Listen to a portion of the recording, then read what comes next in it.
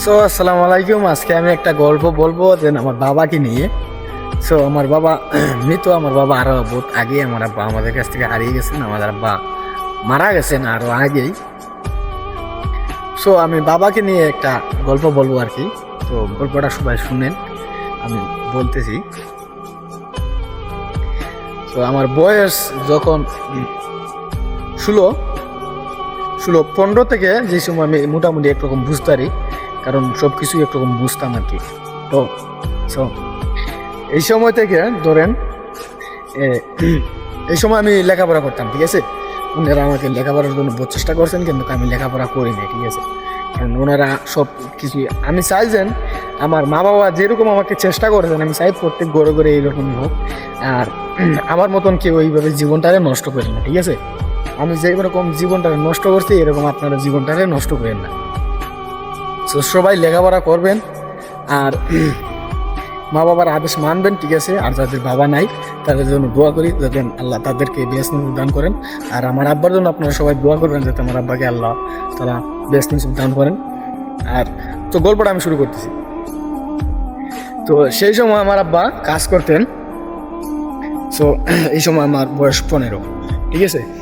এই সময় সালটা চলতেছিল তোমার 2017 সাল, 16 সাল থেকে 17 সাল। সেই সময় আমার আব্বা কাজ করতেন, এমন পরিশ্রমের কাজ এরা, যেই পরিশ্রমের কষ্টটা করতেন আমাদের বাবা। যে সময় মনে করেন বন্যা হয়, পানি হয়, বেশি পানি হয়, সেই সময় আমাদের এই দিয়ে নৌকা দিয়া, আপনারা কে কি বলেন জানি না, নৌকা দিয়া পানির ভিতরে বুড় দিয়ে, মানে পানির ভিতরে বুড় দিয়ে এই নৌকা দিয়ে মাটি কাটতেন, ঠিক আছে। অনেক কষ্ট করছেন আমার আব্বা, আমাদের নিজের চোখের দেখা আপনাদের কাছে শেয়ার করতেছি।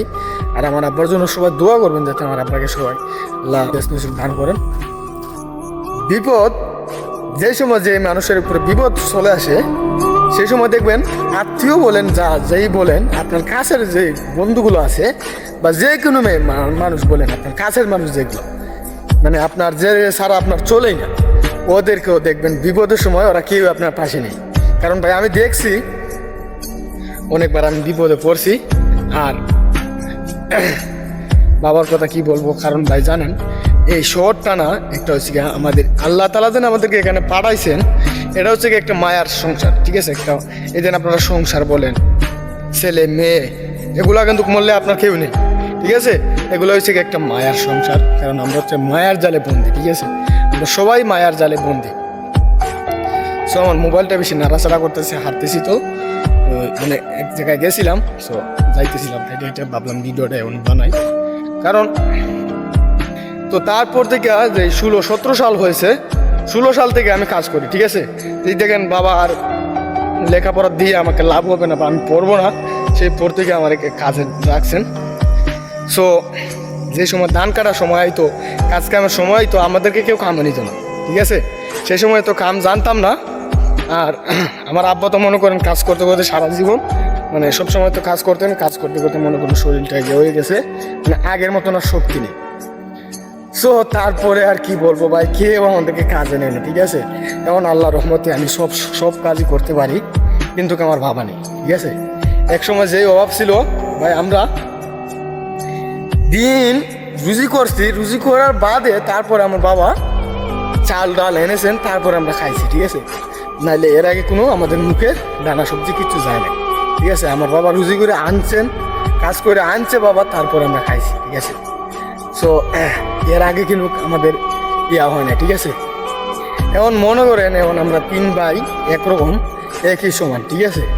মানে আমরা 3 ভাই আল্লাহর রহমতে খুব ভালো কাজ করতে পারি, ঠিক আছে। আমরা হলাম 8 ভাই 2 বোন, ঠিক আছে, আমাদের ফ্যামিলি মেম্বার। আর আমার মা আছেন, আমার মার জন্য সবাই দোয়া করবেন, যাতে আল্লাহ আমার মাকে অনেক হায়াত দেন। তারপরে যে সময় আমরা কাজ শিখলাম, আমার বাবা আমাদেরকে যে কাজ শিখাই নিছেন, তারপরের এই বছরেই আমার আব্বা দুনিয়া থেকে ইন্তেকাল করেন, ঠিক আছে। এই বছরে আমার আব্বা মানে দুনিয়া থেকে বিদায় হন, আল্লাহ তাআলা আমাদের কাছ থেকে আমার আব্বাকে নিয়ে গেছেন। আমার আব্বার জন্য সবাই দোয়া করবেন। শুধু আব্বার কথাই উঠতেছে, আমাদেরকে যে কাজ শিখাই দিয়েছেন, তারপর থেকে মনে করেন সবাই আমাদেরকে কাজে নেই, ঠিক আছে। সবসময় তো অভাব করছেন আমার আব্বা, এখন যে সুখের সময় আছে সেই সময় আব্বা নেই। ঠিক আছে?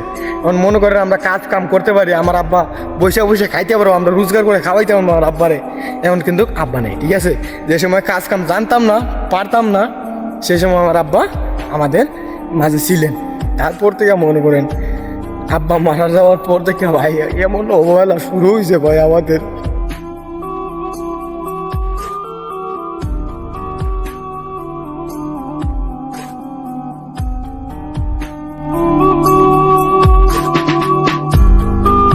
মানুষ সবাই ভাই, এই দুনিয়ার মানুষ যায় সবাইকে বলে না আপন, কেউ তোমার আপন না, ঠিক আছে? একমাত্র মা বাবা ছাড়া আর কেউ তোমার আপন না, কেউ তোমার দুঃখ কষ্ট বুঝবো না, ঠিক আছে? কারণ আমি মাঝে মাঝে আমার আব্বার ধারে যাই, কান্না করি, বাবা তুমি কি করে এত কষ্ট সহ্য করতা, ঠিক আছে? এখন তো বাবার ছাপ করে পড়ছে, কষ্টটা নিজে বুঝি। সো মাঝে মাঝে যাইতাম, যাওয়ার পরে মনে করেন কষ্টটা বুঝি এখন, ঠিক আছে? আমি একটু কথা বলবো, তাদের বাবা বেঁচে আছে, তাদের বাবাকে কি অবহেলা করেন না, কষ্ট দিয়েন না। আমার আব্বা আমাদেরকে অনেক মারছেন, ঠিক আছে? এবং মাঝে মাঝে বলি সেই মার কোথায় গেল, আজকে কেউ শাসন নেয় না, কেউ একটা কাজের কথা বলে না, বাবা এদিকে আয় আদর করে, বাবা ডাকটা আমাদের মাঝ থেকে হারিয়ে গেছে। সো আমি বলবো যাদের বাবা আছে সবাই তাদের বাবাকে কোনোদিন কষ্ট দিবেন না, ঠিক আছে? ভালো থাকেন, আসসালামু আলাইকুম।